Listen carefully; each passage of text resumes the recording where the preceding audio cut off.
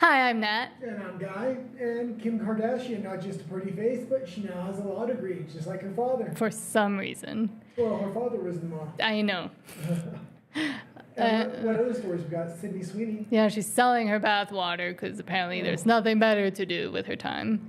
God. And also, hopefully we don't get copyrighted because there's music playing outside, but it's not from us. No. Just letting YouTube know. Friday night, the bars like to play music. Yes. Okay, let's get right into it. Maybe we'll start with the cover story, which was Kim Kardashian. Yes. So I actually, funnily enough, found this is from the American Bar. My sound was off. This is from the American Bar Association, and I'm sure they have. I mean, it's interesting how they frame it because Kim Kardashian completes legal studies without attending law school. Media personality and reality TV star Kim Kardashian has finished a legal apprenticeship program that offers an alternate path to becoming a lawyer in California.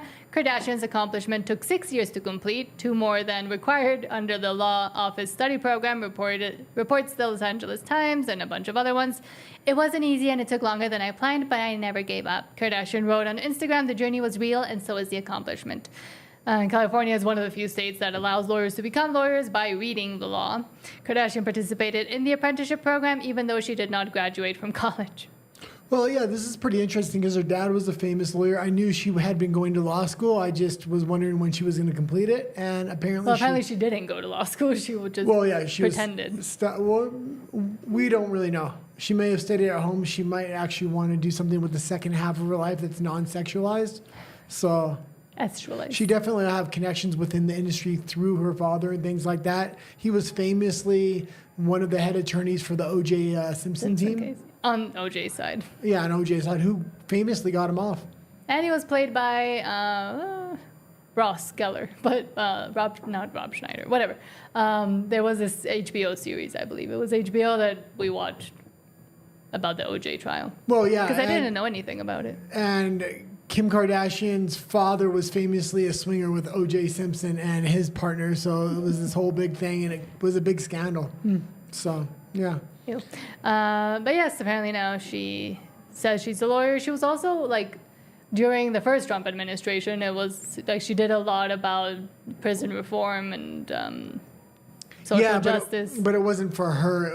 I think it was for Kanye, because Kanye was kind of Trump's link into the black community before he went full small mustache man. Yes. But Kanye asked him to give some exemptions and things, and I think he did it on his behalf. So But I think that's where the idea sparked, because it was after that she said she started to want to do this. Yeah, I think it's probably always been in her head because of her father. She probably even she seems to have not much up there, but. You got to imagine as a kid, she really respected her father and things like that, and seeing him in a real career.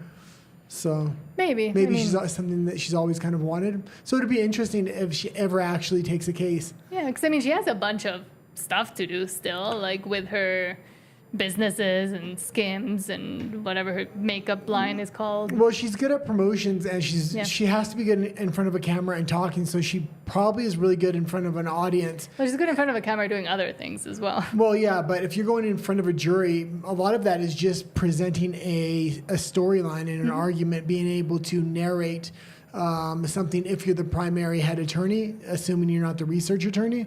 So, yeah. So, yeah, I guess well done. Yeah, it could really influence a trial if she was ever actually the lawyer in it. But negatively. But it would get a lot of media attention. That's true. If you need media attention on a trial, hire her as a sub-attorney just to get the media headline so people focus on the case. Maybe, but also if she decides to take another case that doesn't want media attention, then that's negative. Yeah, I think they would always consult and keep her in the background, using her as a media weaponized lawyer. And she just graduated. She hasn't passed the bar yet. Oh yeah, that's gonna be the hard part. And I was gonna say, I don't really think it's that important to go to law school at all. Robert Barnes, my favorite attorney, he's one of the head attorneys in the United States, constitutional attorney. He famously went to Yale Law, but he got in a rift with the dean of the school, and then he ended up leaving for a small, tiny little school and graduated from there, but he rarely showed up to class. So it's really just about being able to take the bar exam, because he naturally knew the law. He's a smart guy. So if she can actually pass the bar exam, I think that's the important part. That's the key question. Yeah. So We'll see. she definitely can't pay somebody to take it for her because everybody knows who Kim Kardashian I mean, is. that's true. But I'm sure there's ways to hide it. Okay, well, I'm glad I caught my mic early on. That always annoys me when it's at the end of the show, and I'm like, oh, and shit. people are saying, there's no idea. But moving on to disgustingness.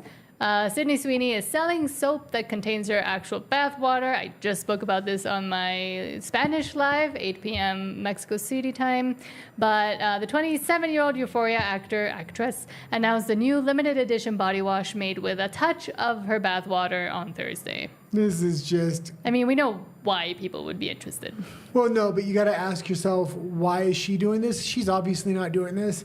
Somebody's using her as a marketing ploy, but it actually does help her branding. It's kind of like Trump branding when they put him on things. He puts himself on meme products, so it gets in the news. It keeps her in the news, keeps her in the headlines. It makes her look like she's desirable because people are buying her bath water. Like rage bait. So yeah, it kind of it's a good marketing scheme for her, and whoever is actually selling this soap is obviously just going to cut her a percentage. Yeah, it's a brand that I think she's like not ambassador, but like the influencer for, or like the marketing girl for, called Dr. Squatch. And I think she'd done other stuff with them. I don't think the soap's going to sell very well. I don't think it's going to do very well, but I think she's going to get what she needs out of it, which is media headlines, and it's going to keep her in the media cycle. And the soap.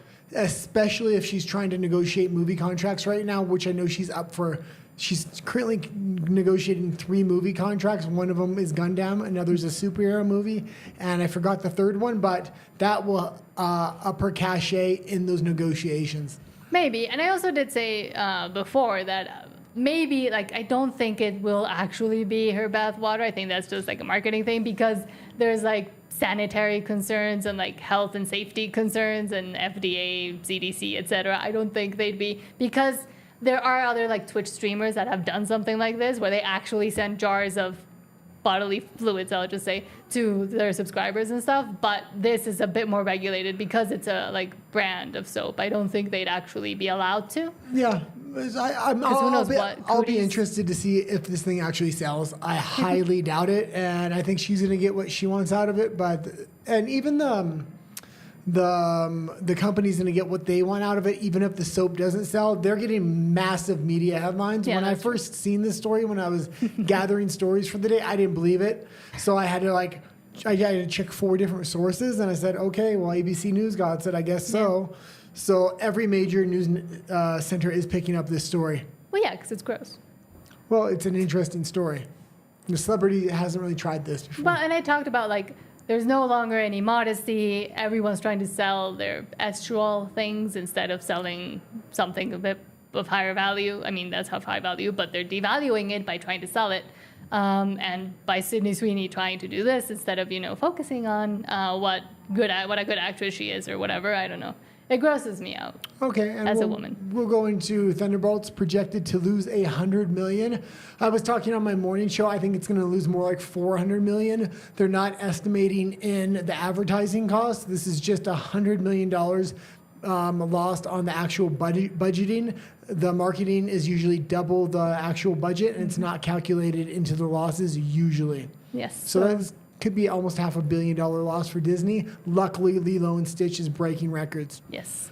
And so, yes, projected to... You can talk up a little bit. Up? You're really quiet today. I am? Yeah. I feel like I was trying to yell to counter the music, but apparently... I was trying to tell you on the other show, but I couldn't signal to you. Oh, okay. Yeah. So Marvel Studios' Thunderbolts was supposed to return to form, morally gray, blah, blah, blah, but nobody cared, and Disney loves to hide the actual cost of the movies compared to what they actually earn. They're very good at fudging numbers, and I'm sure they'll try to do it when it goes to streaming as well. They'll try to include those numbers. Yeah, I think this would do fairly well in streaming. What I was saying is it was actually a decent movie. One of our main viewers, Rafa, he went to go see it. He said it was good. Everybody that went to go see it said it was okay, and Rotten Tomatoes, they got a good score. People are just so burned out of superhero movies. Even when they're making a good movie, people aren't willing to go to the theaters, but it's a different story when it comes on streaming. But also especially female-led superhero. I think that's what most people are the most tired about. But quickly from other stories, we have some comments. So Rafa says, hello, hope you're not angry at me. No, I'm not angry. I rarely get angry. And Walker says about the Sydney Sweeney soap, I would think about it if it were Belinda's product. That's a Mexican singer. Yeah. But no, Okay, let's go into the next story. And this one was pretty interesting to me because I grew up on this guy. This was the Pee Wee Herman documentary. It's on HBO, and you never canceled our HBO for the last true. thing. Yeah, I never canceled and it. I told you about 5 times on stream, and I must have told you 20 times off stream. And I it never did. shows how much you listen to me. Well, it was also because I was trying to watch some things on HBO. You still have HBO, so Yes. I'm going to definitely watch this. It's a 2-part documentary series about Pee Wee Herman, and they're about an hour and 45 minutes each. He never told the film crew that he had cancer during the filming until the last few days before he died. So that puts a real interesting twist on the documentary. Yeah. He had complete creative control over Pee-wee's big movie, so it was a movie spinoff, and it turned out all right, especially for an actor having complete creative control. He also comes from a loving family that's highlighted in the documentary, and that's kind of rare within the Hollywood space, and for them to put it front and center in a documentary. And then the second episode focuses on his scandals. He was gay in Hollywood in the 80s, which was a no-go and really hard to build a career at that time. Yeah. So he masqueraded as straight, and he was able to do it fairly well. That's why he was able to climb the ladder, I guess. But he was... the later half of his career, he suffered one of the first cancellations for doing things with children, which I'm not sure how legitimate those allegations were. I know he was in an adult cinema kind of messing around with himself. I know that one, yeah. That was the first one. He wasn't fully canceled for that one. There's interesting facts when I was researching this story, whether he actually had CP and stuff like that on his computer. Supposedly it was movie memorabilia, and they were going to drop the charges, but the California new attorney general came in at the last minute and wanted to make an example for him. So they got him not on CP, but on something else that was tangentially. Yeah, tangentially. What you said? It was connected. Oh, it was lewd memorabilia or something like that. Some weird fringe charge. But that was the final straw for him because it involved children. Okay, but I'm definitely gonna watch the movie. I grew up on him, so.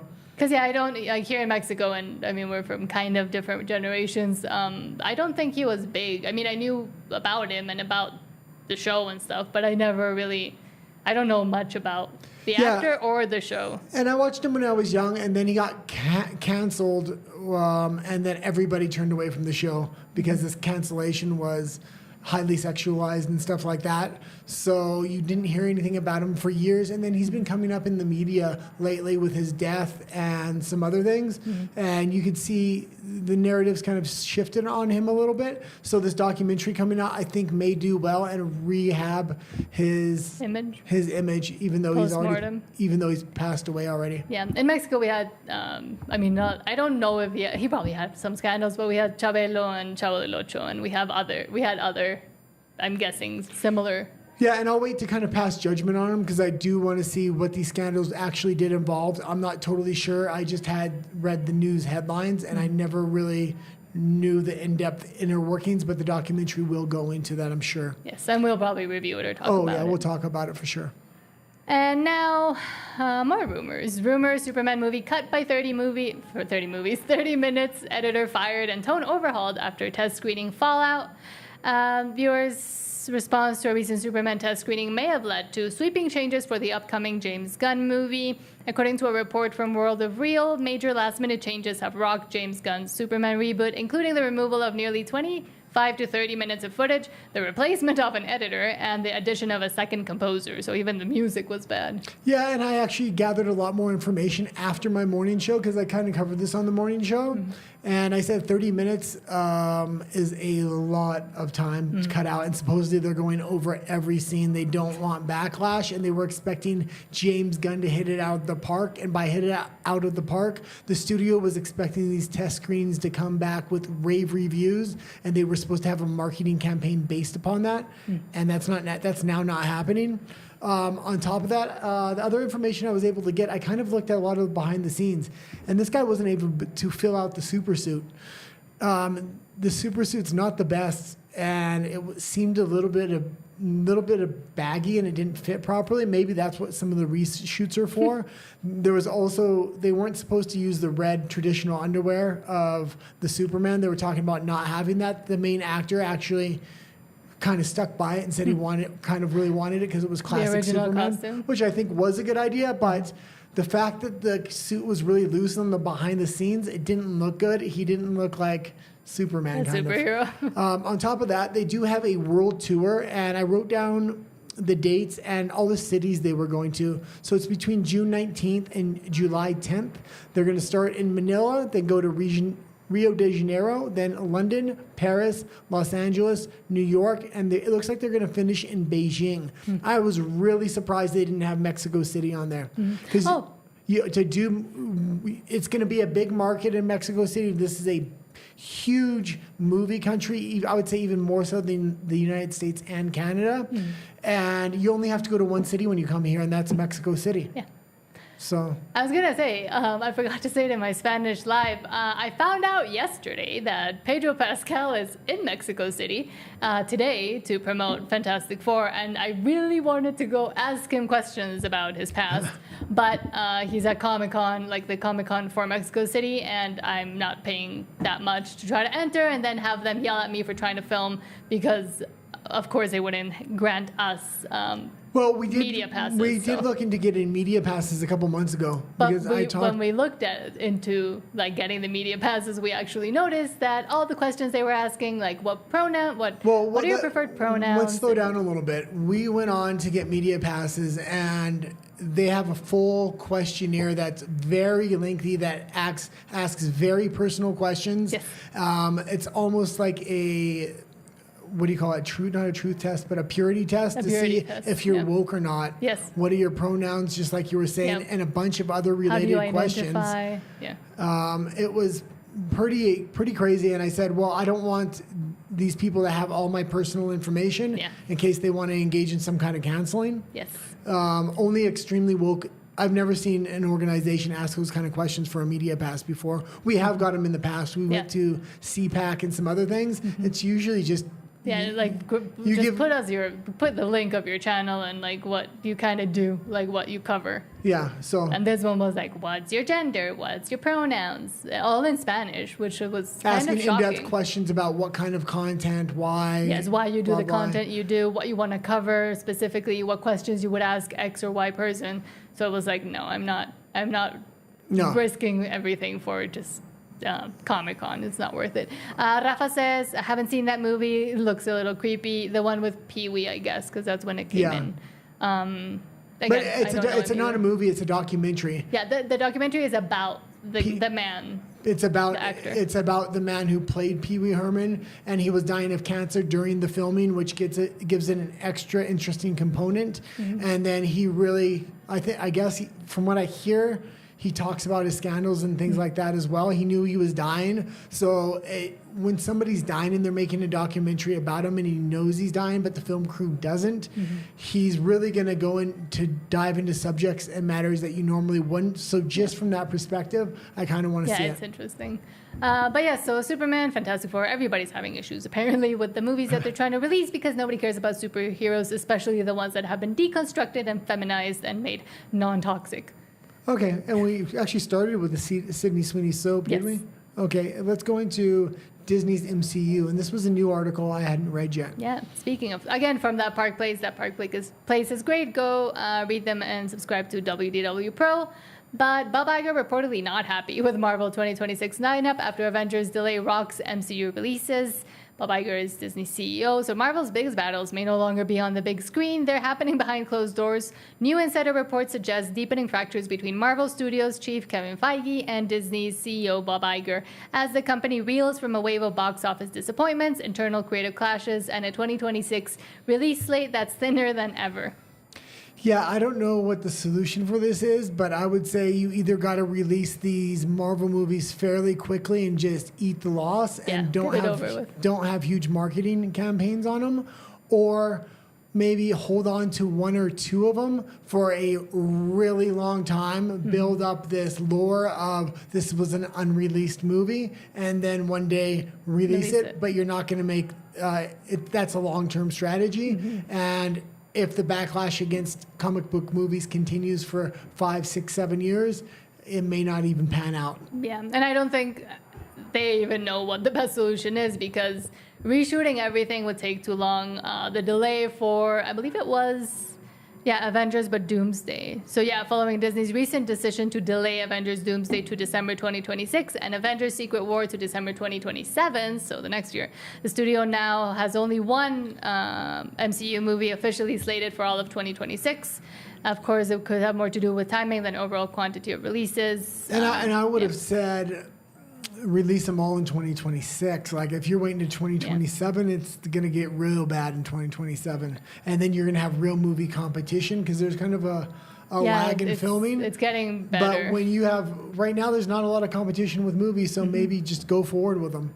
Yes. And by then, I mean, as we've talked about before, like within the industry, when scripts are written, like when things first start production, that was like years ago. So right now we're watching most of the tail end of the hyper woke stuff that's coming out. And then after, I'm guessing around 2026, 2027 is when we'd start to see what people are writing kind of right now, and like maybe last year when they were trying to change and center things more, put it in the center instead of being hyper political. So like by 2026 and 2027, when they release these, if they don't change the script and continue being stupid, I'm guessing they won't do as well, because actually interesting movies will continue to come out. Oh, yeah. And I would say right now, if you got all these movies that you know are going to fail, they spend a ton on marketing. Maybe just have small marketing campaigns and think outside of the box. Try things you've never tried before if the movie's going to fail anyway. And that way you might have new ways to market movies, because it seems like the marketing in movies is extremely cookie cutter. Yes. But when we seen Minecraft and the alternative marketing campaign for that, which was kind of viral from the grassroots, the fans, that was something interesting. And also, I mean, I saw that for, what was it? The one where everybody passes away in the end. What's that movie called? Final Destination. They had these logging trucks that seemed like they were going to fall on people on the highway. Like, I mean, that's at least a little bit more creative. And I remember an era when movie marketing used to be a lot more creative. Like the Blair Witch Project. Yes. That was a huge thing at the time. So, okay, let's go into the next story here. But Disney's not creative anymore. So Minnesota high school defends trans softball pitchers' playoff dominance amid lawsuit. The school district insists it is following applicable state law. Yeah, they were playing back-to-back games, and they pitched this transgendered pitcher pitched shutouts, and it's just not fair to women. It's taking the fairness out of sports in general. We talk about this a lot, but there was a secondary story that kind of relates to this, and I'll just bring them both up together. And that was the World Boxing introducing gender testing for all boxers, and it's specifically targeting Khalif, the Olympic boxer that competed in the Olympics, won a gold medal. So this is good to hear the Olympics is making changes. Yeah, and we spoke about Khalif when it was happening during the Paris Olympics on our other channel. Well, and I was watching Tim Pool today, and the liberal that was on the debate in there, or the progressive that was on the debate, still thinks that person's a girl. And literally the article just came out the same today, but they may have filmed that the day before, Or maybe in the morning and it came out after. But yes, I mean, I will continue to say, like, keep fighting for it. But it's interesting that, like, didn't President Trump just say that nobody was allowed, like, no boys were allowed to be in girls' sports anymore, and, like, people could sue and stuff? Yeah, that's what he's saying. I'm guessing that high school is still trying to defend it. But, they might get their funding But then there's state laws, federal laws, which one supersedes each other. You have activist judges coming in, just blocking everything. So we'll see what happens, but yeah, everybody knows my views on this. So, and to the girls that started fighting, like the girls that were actually being affected by these men or kids in their sports, especially Riley Gaines, like they have to keep doing it because they're the only ones that have the say in it at the end. Well, yeah, it's not important.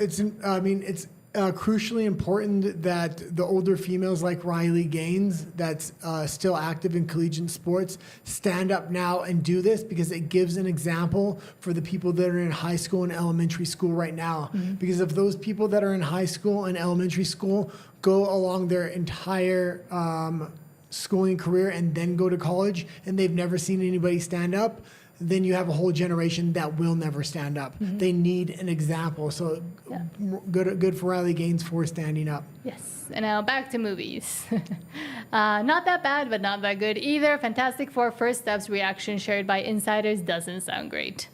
Apparently has a disappointing test screening, lacking character development, which is what I said. I've kept saying that. We already knew that from before. Marvel will address the CGI issues in June before the film's release on July. According to an insider, test screening feedback will impact Marvel's decisions on improving film before its release. Okay, so this is going to release in 2 months. Everything was ready to go. They're having bad test screenings again. This seems to be a trend with Disney. Problem with that is how much can you actually change within 2 months? With Superman and stuff, they had a lot more time. A lot of people are calling this the MCU. So the two main female characters in here are the ones that kind of save the day. They're the real heroes of the superheroes, and it's not playing well with audiences, I guess. Yeah. Even though audiences in general are saying it's pretty solid movie. It's like Thunderbolts, but nothing spectacular. And I mean, Pedro Pascal is also a deconstructed Mr. Fantastic. And well, if you have scandal coming out here with Pedro Pascal with this movie, such as you did in your other video, and then you have the MCU, which is kind of launching feminism around this movie, again, it could get a double cancellation. It would have two mainstream stories about like kind of progressive woke culture infecting another movie for Disney, and that people are already sick and tired of it finally speaking out against it, which they should. And this could be a huge failure, because if it gets a cancellation, it's going to cancel everything. And there has been a huge toy lineup for this movie. They were expecting this to be good, kind of like when Snow White got its cancellation. Yeah. All the add-ons for the toys, the merchandising, everything like that, that was even a bigger financial loss for Disney. Yeah, and the toys, I mean, they don't even look good. I wish I would have grabbed a picture of the ones they released, I think today or yesterday, but they don't look good. I like the one. There's a big monster that you put slime in his back, and then you get... Oh, no, that was Superman toy. So let me explain the Superman toy. There's this big monster thing, and you open up his back, and you put slime in it, and then if you get Superman to punch him in the chest, the slime falls out of his mouth and belly. Do you want that for your birthday? No, but it did look cool.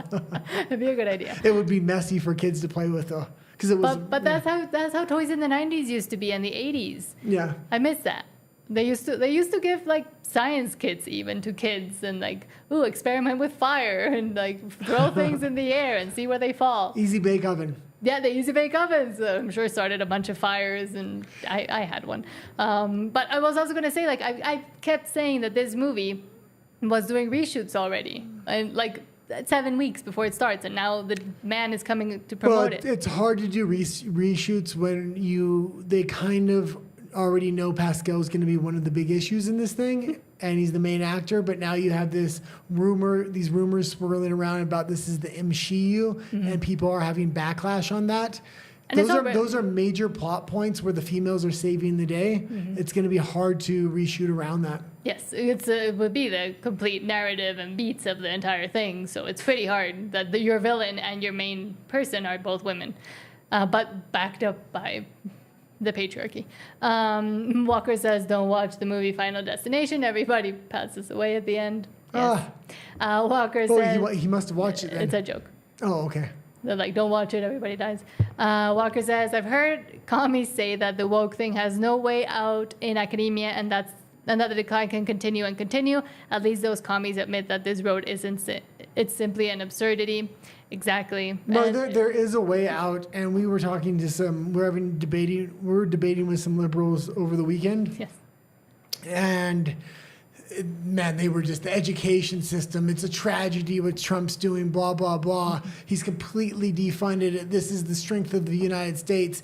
And we just went right into him. Yes. Talking about how corrupt the United States education system is. They specifically brought out Harvard. We knew all the scandals about it. We knew how the CCP had infected Harvard. And that's why they were getting a lot of their research and bringing it back to China, things like this.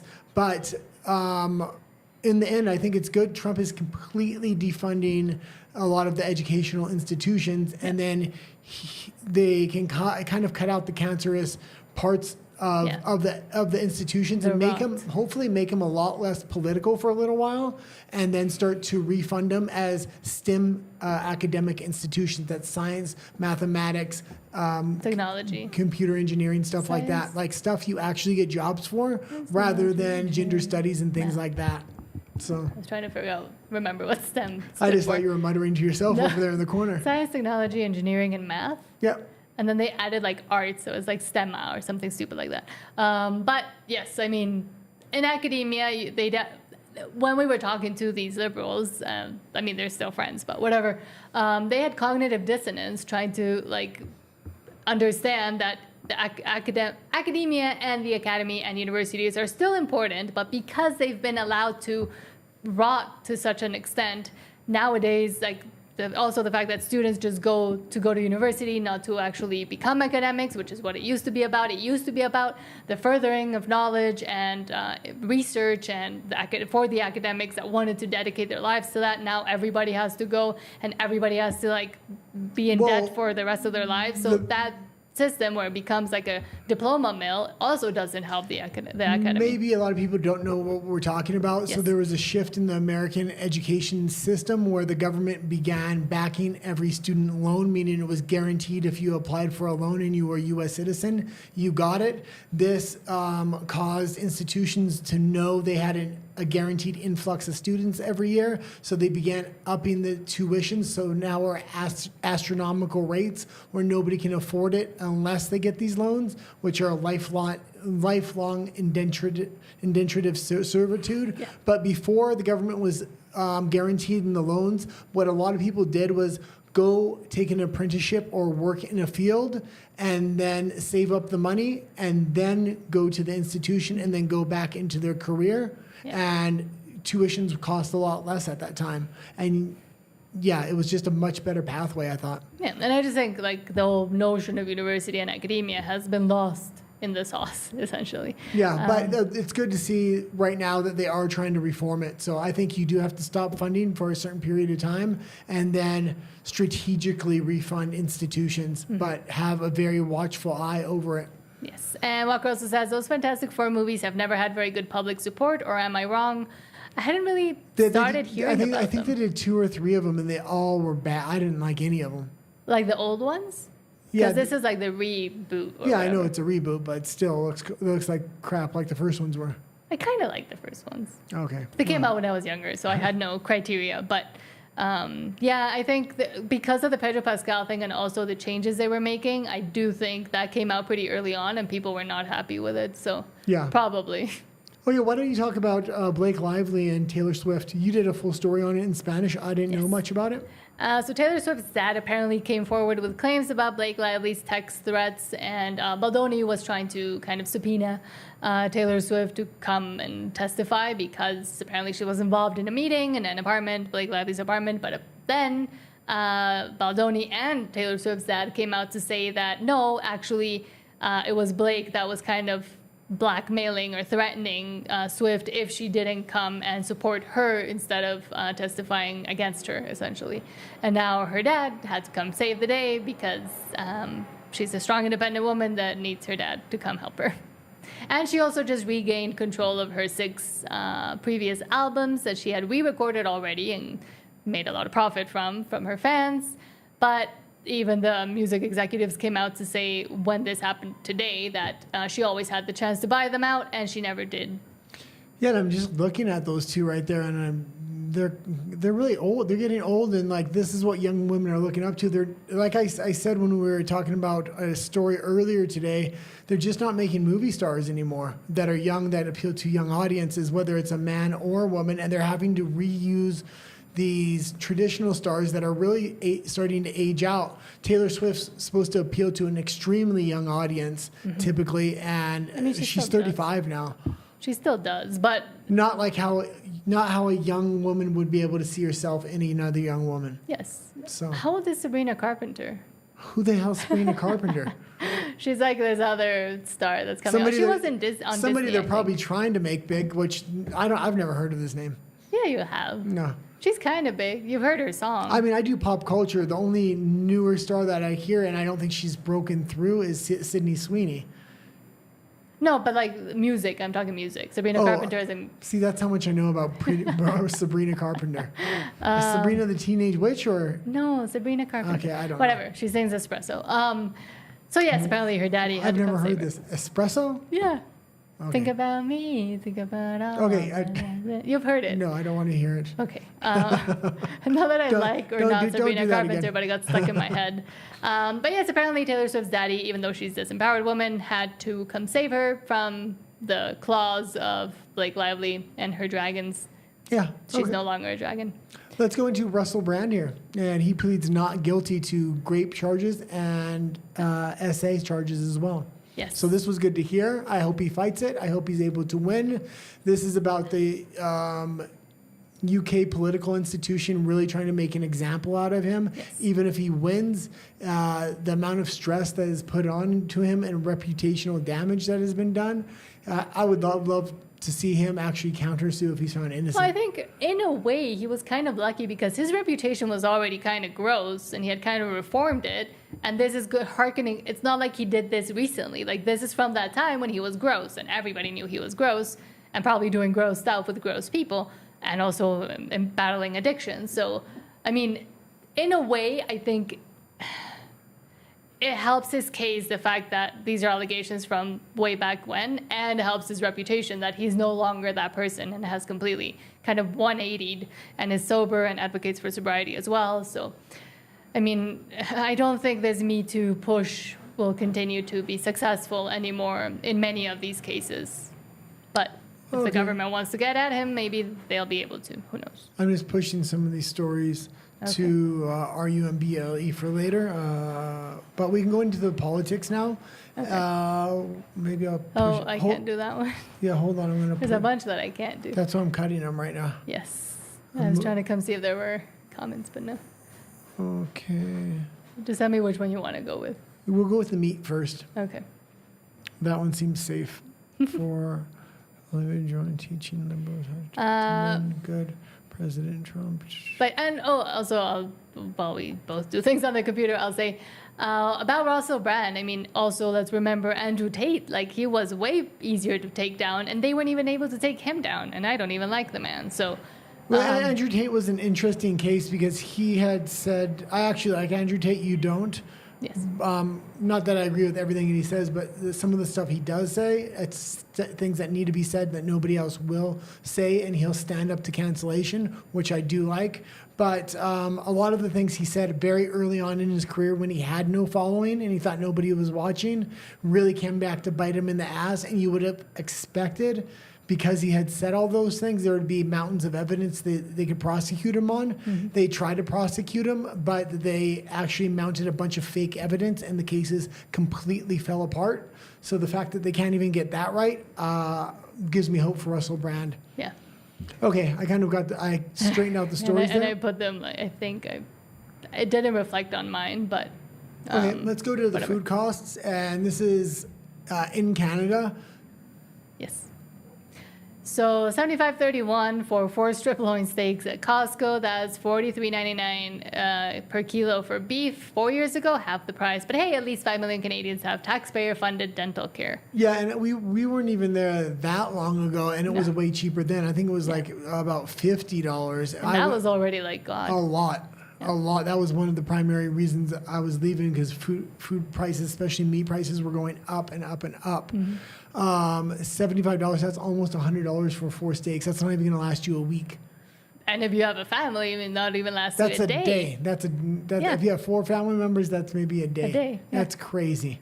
They literally, when they said they're going to put you in pods and have you eat bugs and meat was going to be for the elites, that's what they're actually doing in Canada. Yes. Here in Mexico, things are still somewhat cost effective. Fairly okay, yeah. But also we're coming from the comparison of this. So like for us, it is like, oh, this is way cheaper. But I do understand that people here probably aren't having such a good time as well, sadly.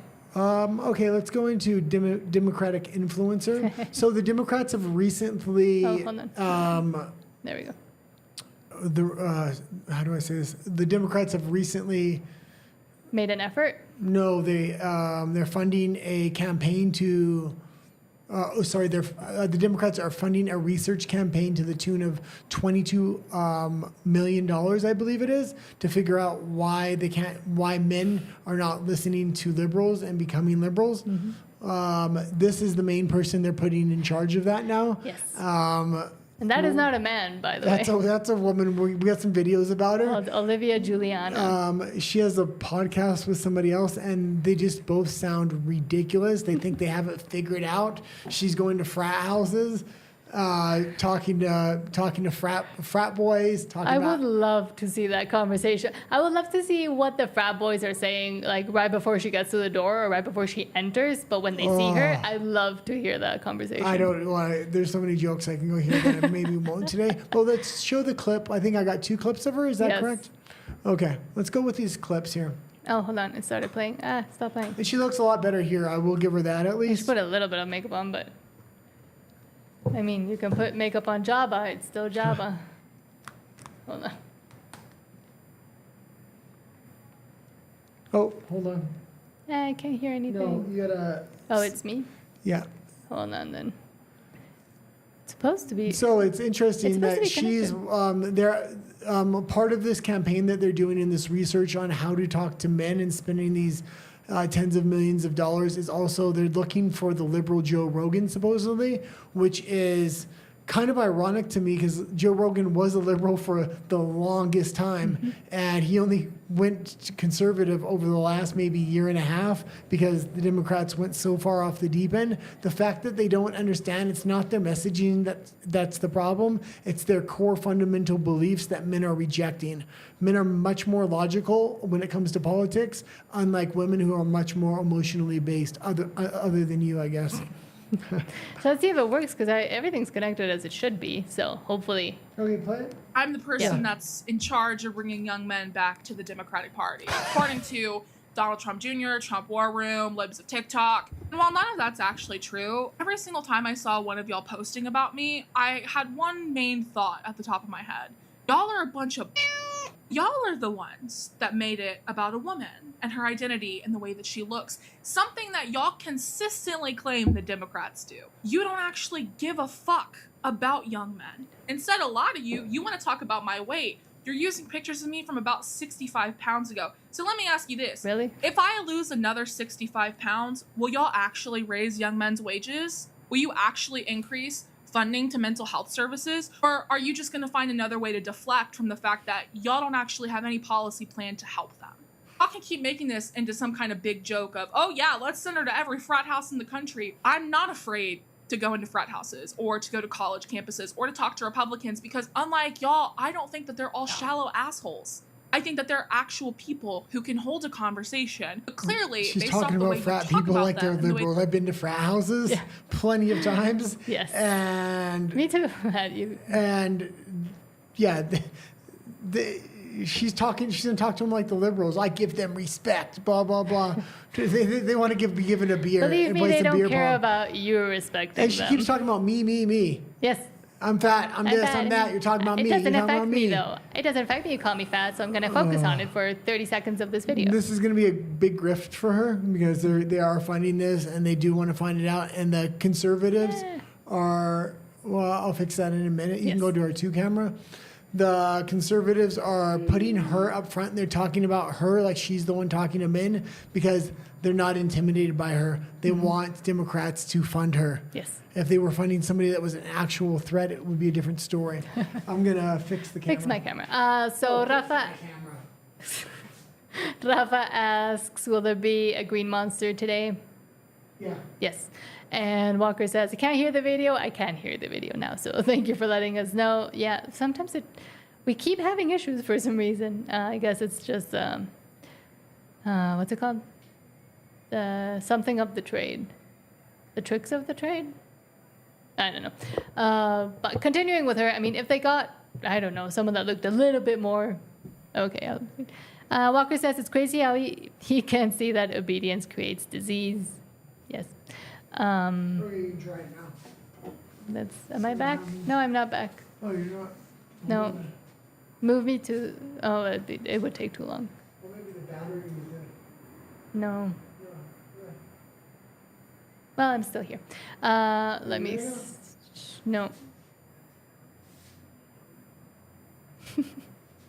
It's crazy how she can't see that obedience creates disease. Exactly, and I don't know, also trying to, it works now. Sorry, I was trying to focus on 3 things. Yes. Okay. Do you want to keep going to that video? Okay, and we're back. No, we can go to the next video now. Okay. And this is one with her, I don't know if this is a guy or a girl, but I think it's like a young boy, maybe like a Harry Potter type. It's one of those young soy boys. Oh, Hold on. This used to be your type before me. Is that Which one? Is that Brian? Brian, one? is that you? That's an ex from ages ago that called himself a feminist. God. Women don't date feminists, male feminists, or female feminists. It's just so abundantly clear that the people who say these things don't actually spend time talking to young men. You know this because we know each other in real life, but I spend a lot of time on... So she's saying they don't talk to young men, but that's completely untrue. We've seen over the past 5 years, especially in U.S. politics, which this is U.S. politics based, this particular story, and this influencer, Charlie Kirk. The entire right wing went out to college campuses and made it a point to talk to these people on their now they're just trying to copy that because they have no better strategies. And they're trying to, they think if they say, the right's not talking to them, it's going to change the fact that they are talking to them on every college campus around the nation. I mean, Charlie Kirk has almost single-handedly built how many Turning Point chapters in all? He's got his own Turning Point campus now, yeah. Yes. Okay, let's continue to hear what she says. College campuses. And I spend a lot of time with young men. I love young men. I love frat guys. And in that, I realized, even the ones that identify as conservative are almost always pro-choice. They're almost always pro-gay marriage. You'd be surprised at the number of them who supported Black Lives Matter. And so I feel like people just kind of lump them into this box when the truth is, again, a lot of them are with us on the issues. They're just not... I have a feeling if I were her and I were making a strategy to go into frat houses with young men, I'd bring a bunch of liberal chicks with me. But they're all ugly. And then go there and talk, and then they can find the best looking you can. And then what's happening is these frat guys are going to tell them what they want to hear so they can get laid. And then they think, they're all liberal. They all agree with abortion. They agree with this. It's because they're telling you what you want to hear. I don't really know if she could do that, but she must be bringing other people with her, I would think. Yes, but I mean, even then, liberal girls nowadays are very ugly. Okay, this was a short clip. Done. On the other clip I had, the young kid talked, and he was even more funny. Okay, that's good. This is the one you passed on to me. But I mean, that, and also clearly we know why she loves frat guys and young men, because she clearly can't get them. So now she's trying to make a whole political career out of trying to get laid, probably, and not being paid attention to. Well, if a frat guy gets drunk enough at a party and then... No, there's not enough beer in the world. There's not enough Miller Lite in the world. Sometimes what frat guys do is they...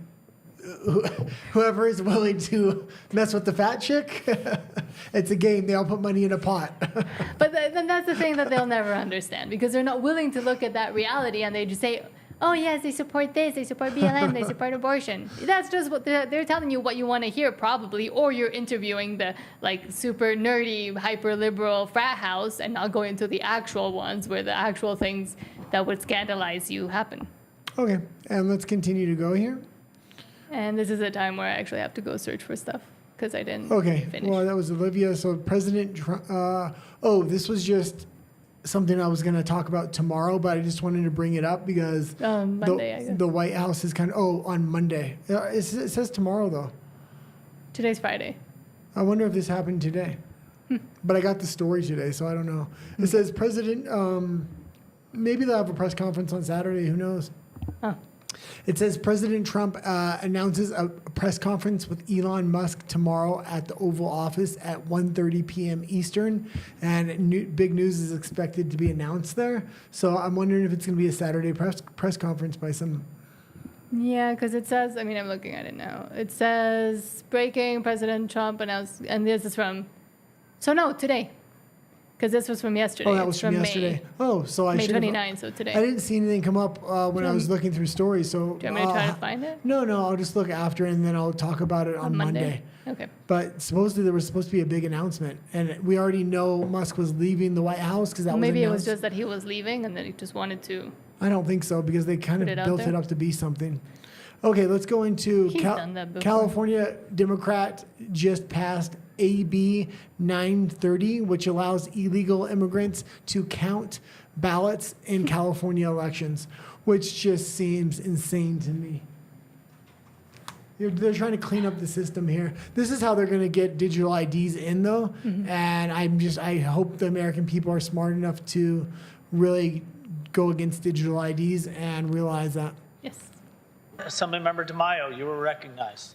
Mr. Speaker, I rise in strong opposition to AB 930. It does not modernize the way people vote.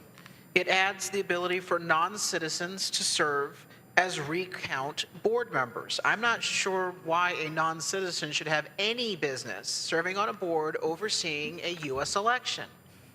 That's not how people vote in America. I don't know where you hang out, but it's not where people vote, how most people vote that I talk to on both sides of the aisle.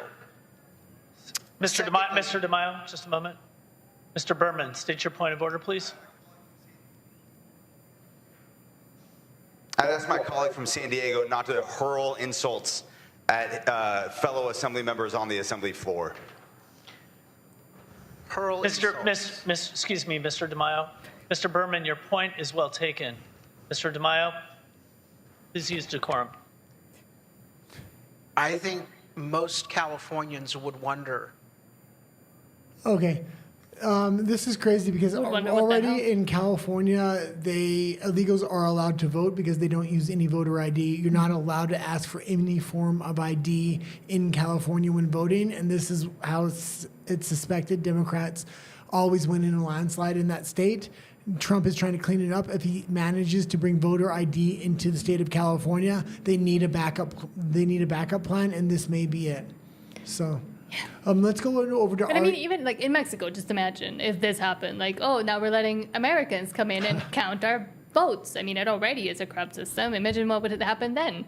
Yeah, let's go over to RUMBLE. Oh, already? Okay. Well, not already because all the other stories we can't do them here. Are too controversial for YouTube. Okay, so we're going over to RUMBLE. I guess I'll do my ridiculous clap that you make fun of. Oh, quickly, Walker says, California is a madhouse. The left itself is a madhouse. The next step would be for prisoners to count the votes and then for the prisoners to be the candidates. Yeah. Basically, that's kind of what's happening in Mexico right now. I'm kind of hopeful maybe a Larry Elder might take over the state or a Shanahan, RFK's running. Nicole Shanahan. So it looks like there may be a change in the next election after Gavin Newsom, especially if they can clean up the election system within California. And Trump's kind of looking to do that right now. California's just really resisting. Mm-hmm. Okay. Because of course. And Rumble. We didn't do it at the same time. It's fine. Let me end it and I'll say what we look like. I feel like Power Rangers. Morphin Time was Power Rangers? Mighty Morphin Power Rangers.